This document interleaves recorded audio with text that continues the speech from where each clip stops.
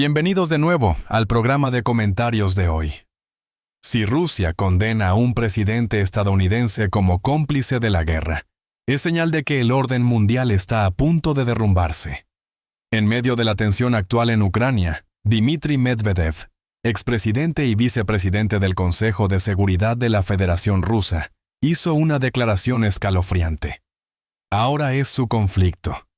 El hombre aquí no es otro que Donald Trump, no Joe Biden, ni la OTAN, sino el hombre que una vez fue considerado el más prorruso en la historia moderna de Estados Unidos. ¿Por qué un hombre que una vez elogió a Vladimir Putin como un líder fuerte, que una vez se enfrentó a la comunidad de inteligencia estadounidense para defender su propia posición, ahora es el blanco del Kremlin como una amenaza confrontacional? ¿Qué se esconde tras la insinuación de Medvedev? ¿Está enviando una velada declaración de guerra en nombre de Putin? ¿O es una maniobra estratégica que obligó al mundo a reconsiderar? ¿Quién es el verdadero instigador? Pronto veremos una serie de eventos entrelazados como en una película política. Desde la carrera armamentista secreta y los misiles Tomahawk transferibles hasta el inesperado cambio de roles entre Rusia y Estados Unidos. Todo esto plantea una pregunta inquietante. Si mañana estalla una guerra, ¿sabemos realmente quién aprieta el gatillo? No mires hacia otro lado, porque lo que viene podría cambiar tu visión del mundo. Casi 80 años después de que Estados Unidos contribuyera a moldear el mundo posterior a la Segunda Guerra Mundial, su papel como pacificador parece estar decayendo. Desde los aplausos en las Naciones Unidas hasta las declaraciones de democracia en Oriente Medio, Washington ha sido visto como el guardián del orden global. Pero ahora, la propia Rusia, con una sola frase de Dmitry Medvedev, ha llegado a una conclusión escalofriante. Estados Unidos es nuestro adversario, no un pacificador. Esa declaración es más que una simple declaración. Es una línea roja. Medvedev, más que nadie, comprende el significado de la frase pacificación. Es la fachada que ha mantenido la presencia militar estadounidense en más de 700 bases en todo el mundo. Ha aportado miles de millones de dólares en ayuda a países en conflicto y ha sido la clave de una serie de guerras no declaradas.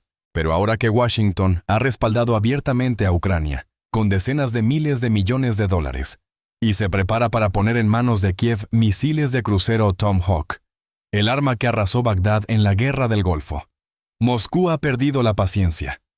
Ya no se trata de diferencias estratégicas, sino de acción. Anteriormente, Rusia solía calificar a Estados Unidos de rival potencial, de competidor global, o criticar la hegemonía occidental en conferencias de seguridad. Pero ahora, por primera vez en décadas, ha declarado claramente a Estados Unidos como un rival directo, sin metáforas, sin necesidad de diplomacia rebuscada. Un punto de inflexión. Echemos un vistazo a la historia. Tras la Segunda Guerra Mundial, Estados Unidos y Rusia derrotaron juntos al fascismo. Pero solo unos años después, comenzó la Guerra Fría. En aquel entonces, el mundo entero vivía con miedo, pero al menos aún existía una línea directa entre Washington y Moscú, donde quienes realmente querían evitar la guerra aún tenían cabida. Tras el colapso de la Unión Soviética durante la era de Obama, Rusia tendió la mano. Hablaron de restablecer las relaciones. En un momento dado, Rusia incluso accedió a que Estados Unidos estableciera sistemas logísticos en el norte del país durante la campaña de Afganistán. ¿Pero qué obtuvieron a cambio?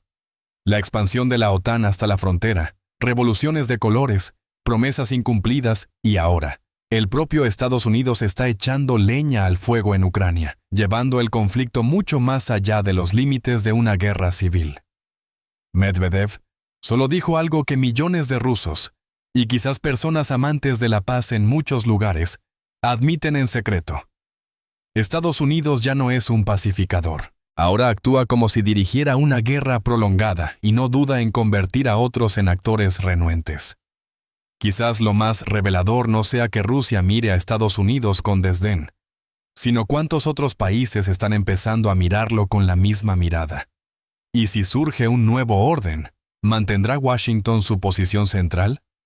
Poco a poco veremos la respuesta a esa pregunta.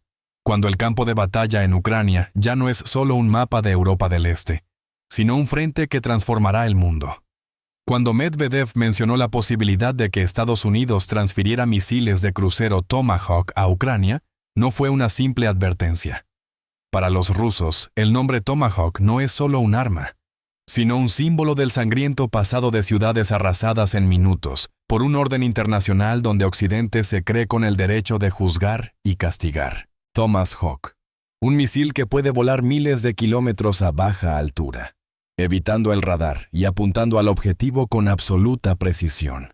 No hace falta declarar la guerra ni enviar tropas. Basta con una señal de Washington para reducir a cenizas una base, un centro neurálgico o un edificio civil. Recordemos que en 1991, Irak fue atacado por más de 1,000 Tomahawks en tan solo unos días. Sus defensas aéreas estaban paralizadas. Bagdad se convirtió en un campo de pruebas para tecnología bélica. En 2011, en Libia, los mismos misiles lanzaron el ataque que derrocó al régimen de Gaddafi. Ni un solo soldado estadounidense pisó tierra, pero todo el país estaba sumido en el caos. Y ahora, si Kiev realmente recibe a Tomahawks de EU, no se trata solo de una transferencia de armas, sino de un anuncio extraoficial. Estamos listos para intensificar este conflicto. Imaginen que, en una noche tranquila en la región del Donbass, un Tomahawk vuela repentinamente por los aires. Sin previo aviso, impacta un depósito prorruso. La pregunta ya no es quién lo lanzó, sino cómo responderá Rusia.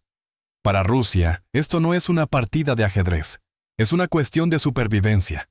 Un Tomahawk lanzado en suelo ucraniano es una bomba política lanzada directamente sobre el Kremlin.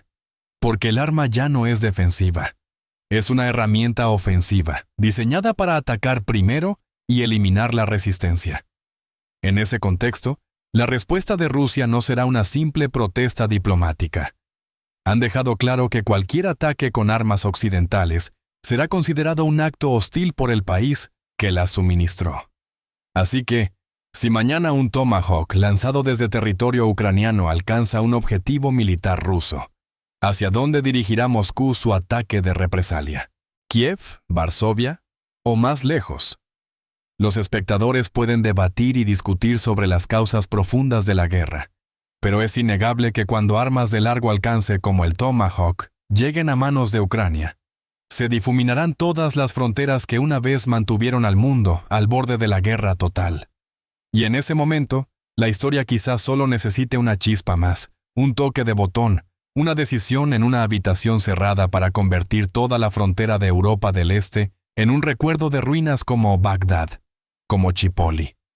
Rusia no quiere eso, pero si se le pone contra las cuerdas, no teme. Porque para los rusos, el recuerdo de la guerra no es algo extraño, sino algo que ha forjado una nación entera que sabe resurgir de las cenizas. Y no quieren repetirlo esta vez, pero no dudarán si es necesario ponerle fin. Hubo una época en que Donald Trump era visto como más afín a Rusia que cualquier otro presidente estadounidense en la historia reciente. Estuvo junto a Vladimir Putin en Helsinki y dejó claro que confiaba más en la palabra de Putin que en sus propias agencias de inteligencia. El comentario causó conmoción en todo el mundo, y en Rusia se interpretó como un falso reconocimiento de que Washington ya no tiene todo el poder en el escenario global. Trump ha calificado a Putin de líder fuerte, elogiándolo por su control de la situación interna. Durante sus años en la Casa Blanca, ha eludido repetidamente las preguntas sobre las acciones de Rusia en Ucrania y Siria. Para muchos, no fue solo una suavización del tono, sino una señal de que Trump intentaba tender un puente. Una especie de alianza contra el viejo orden se estaba desmoronando, pero las cosas estaban cambiando. Ahora, el hombre que una vez se inclinó ante Moscú podría ser quien aprobara la transferencia de armamento pesado a Kiev. Una serie de informes sugieren que su equipo de asesores está considerando un apoyo militar más agresivo como forma de demostrar que no es blando con Rusia, que no es un peón del Kremlin, como lo acusa la oposición. Medvedev no dudó en señalar que Trump se vio obligado. Una simple declaración pero que abre todo un laberinto político. ¿Quién lo obligó? ¿Qué fuerza lo obligó a cambiar de rol? Existen escenarios dentro de Estados Unidos que ni siquiera el presidente puede controlar.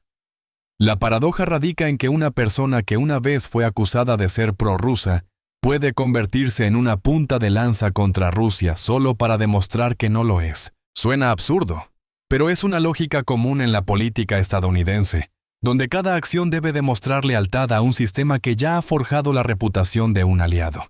Y desde la perspectiva rusa, esto no es nada nuevo. Rusia ha visto a líderes occidentales sonreír y estrecharse la mano por la mañana e imponer sanciones por la tarde.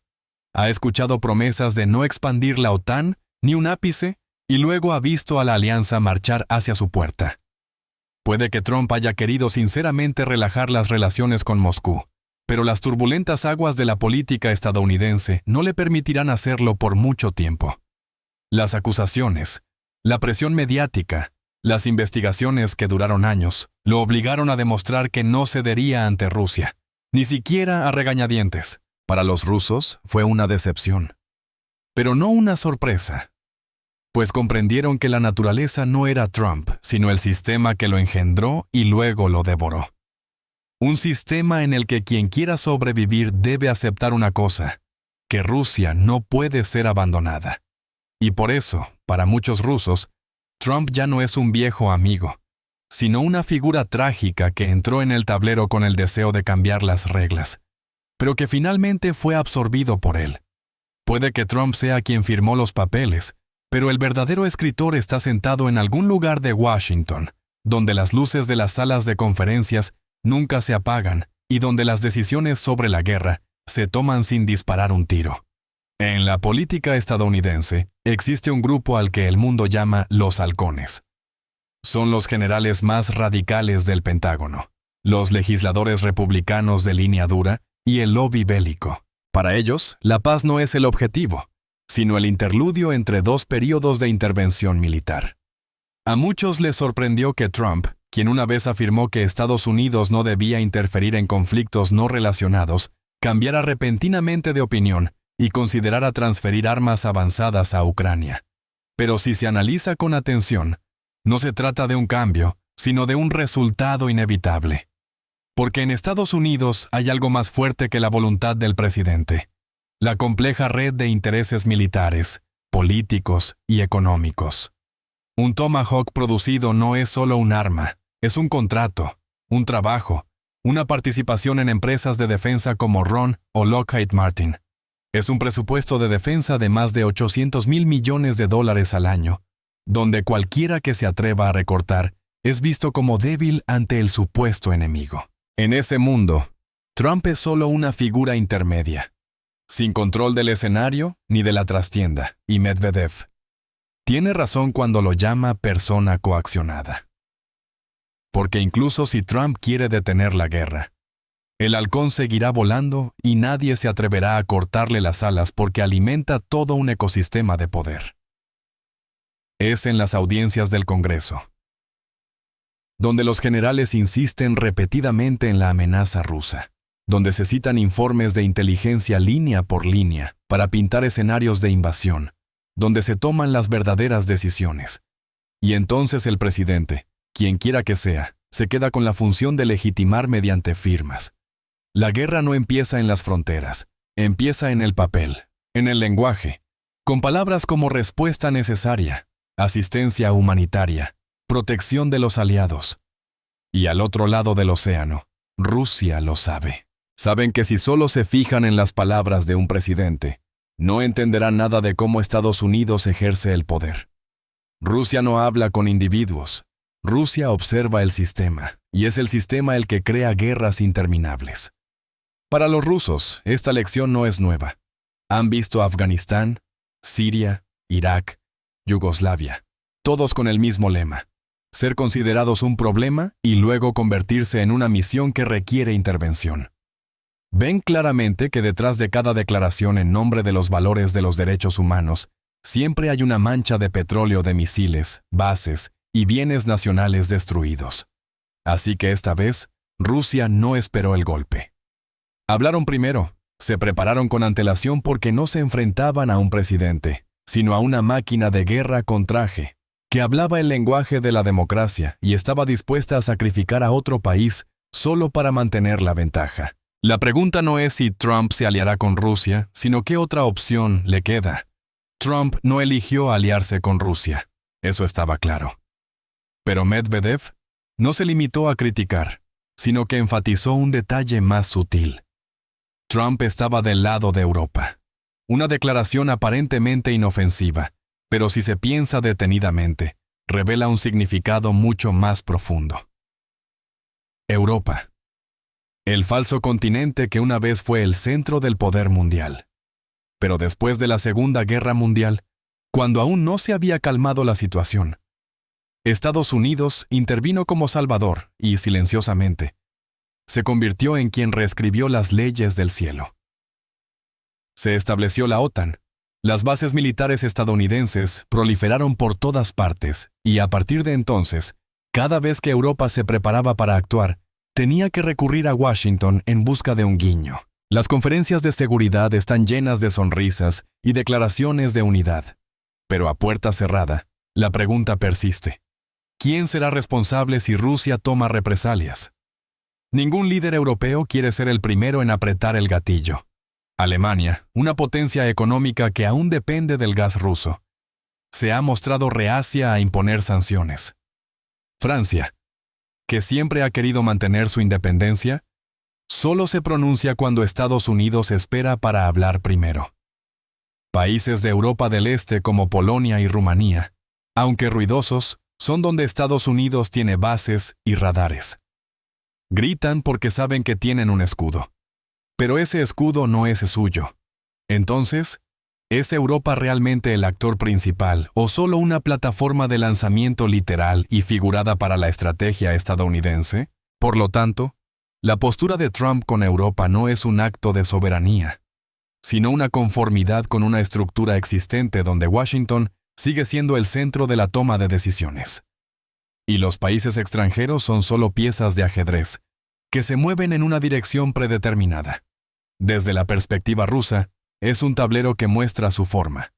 Y Medvedev simplemente hizo una cosa. Lo expuso al mundo, sin necesidad de acercarse.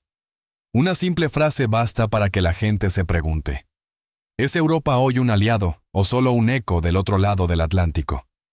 Medvedev no solo responde a Estados Unidos, sino que envía una señal más allá de las fronteras, a los países que observan en silencio desde la distancia. Quienes no se han pronunciado comprenden que el mundo está en una encrucijada.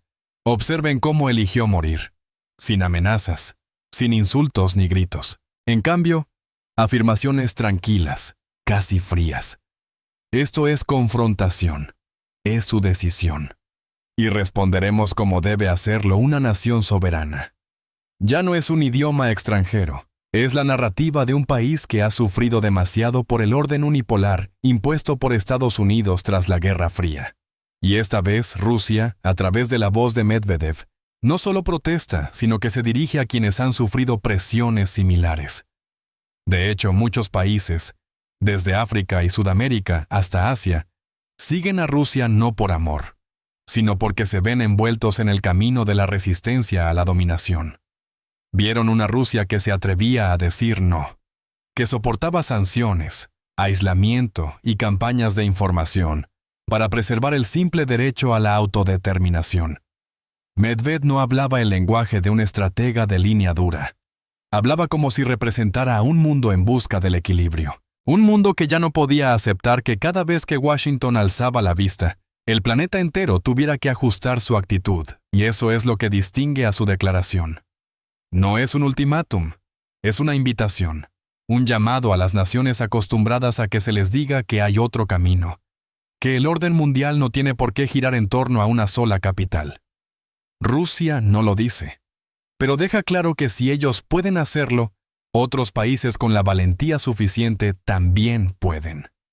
La visión estratégica de Rusia no se limita a mantener las fronteras, proteger su zona de influencia o luchar contra la OTAN, sino a establecer una nueva forma de pensar, donde todo país, grande o pequeño, tenga derecho a existir sin tener que elegir bando. Para los occidentales, eso es rebelión. Pero para quienes han vivido bajo la sombra de las revoluciones de color y la ayuda con condiciones políticas, la declaración de Medvedev fue una llamada de atención. Y así, con una sola frase dirigida a Estados Unidos, Medvedev hizo que el mundo escuchara.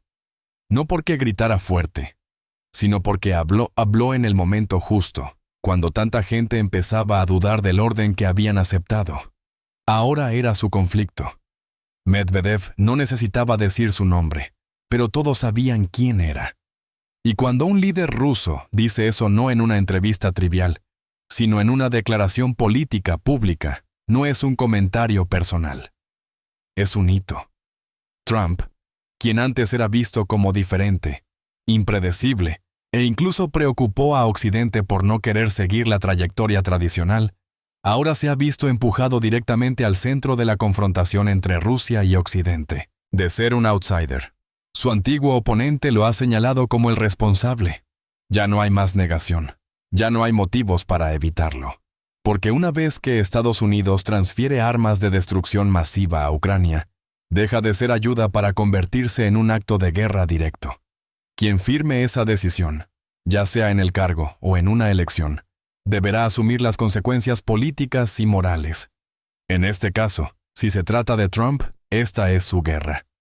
Esa declaración no es solo un golpe a su reputación personal, sino una jugada maestra.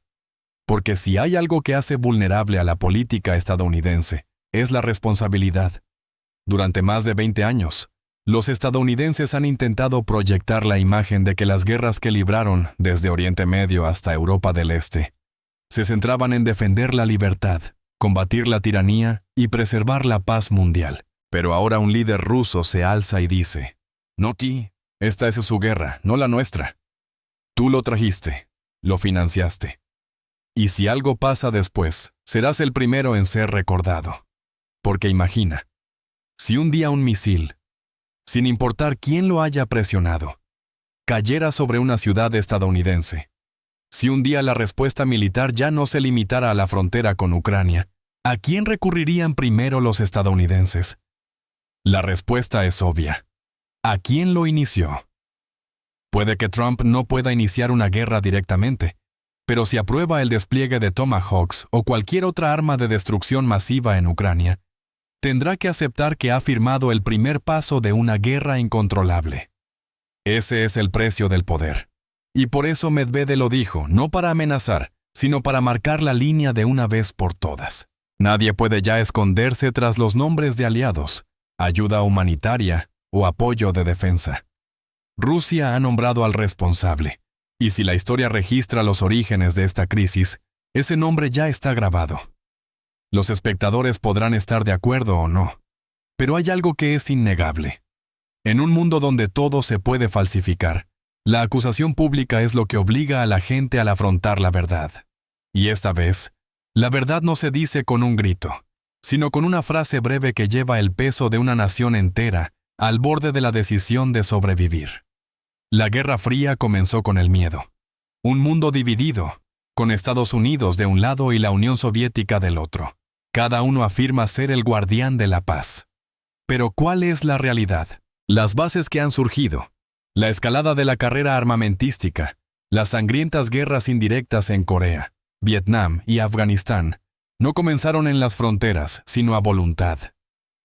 ¿Quién las terminó? Dicen que fue Estados Unidos. Pero los rusos recuerdan que fueron ellos quienes tomaron la iniciativa de ceder, de aceptar la retirada, de aceptar la reestructuración nacional tras el colapso de la Unión Soviética. No perdieron una guerra armada. Cambiaron porque creyeron que el mundo podía entrar en una era de cooperación. Y luego, 30 años después, esas promesas de paz fueron traicionadas. La OTAN continúa expandiéndose. Las bases occidentales se acercan. Ucrania se convierte en una línea de frente. Las revoluciones son recurrentes. La paciencia de Rusia se agota, y esta vez no cede. Pero lo irónico es que los papeles se han invertido. Estados Unidos fue antes el garante de la paz. Ahora es quien ejerce una presión constante. Presión militar, presión económica, presión ideológica. Y Rusia, un país que antes se consideraba beligerante, ahora está en condiciones de reaccionar. No iniciaron este juego, pero se vieron obligados a participar. Y eso nos lleva a preguntarnos de nuevo: ¿realmente se repite la historia o son solo diferentes caras de la misma tragedia? Solo hay algo que nunca ha cambiado, y probablemente nunca lo hará. Quienes más sufren son siempre las personas. No los políticos en la sala de reuniones, ni los asesores tras bambalinas, sino el agricultor que perdió sus tierras por las bombas, el niño que ya no tiene escuela, la madre que abraza el cuerpo de su hijo debido a la lucha de influencia entre las grandes potencias. Por lo tanto, si hay algo que recordar después de todas las advertencias, las duras declaraciones, los nombres criticados, es que la humanidad se encuentra una vez más en el umbral de una nueva escuela de la historia. Y esta vez, quienes han permanecido en silencio, si no alerta, podrían verse arrastrados a un torbellino del que nunca quisieron formar parte. Rusia, con todo lo que ha sufrido, no pretende ser comprendida, pero está obligando al mundo a reflexionar sobre quién realmente desea la paz y quién vive perpetuando la guerra. Cuando la humanidad recuerda la historia, siempre existe la posibilidad de evitar que se repita. Pero si todos solo ven a través de la lente del ganador, tarde o temprano comenzará otra tragedia. Y entonces a nadie le importará quién es bueno y quién es malo, porque todos volverán a caer en la oscuridad.